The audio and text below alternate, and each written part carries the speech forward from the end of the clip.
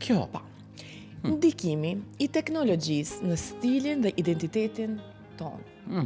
Sot duam të hapim një debat pak më interesant, Dritro, sepse po hym në një epokë të re. Një epokë ku rrobat, teknologjia dhe identiteti ynë nuk janë më të ndara, janë të lidhura njëra me tjetrën.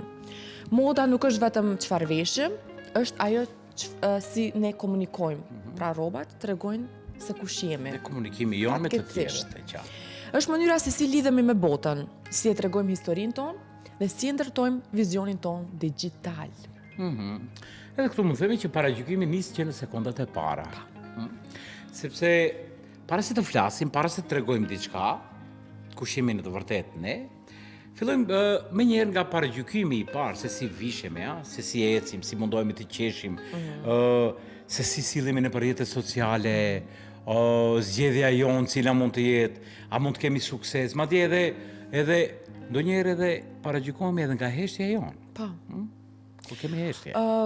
Njerëzit gjithmonë krijojnë një ide tyre personale mbi ne, pa na njohur fare, sepse paragjykimet janë edhe përgjigja më e shpejtë, po edhe më e gabuar.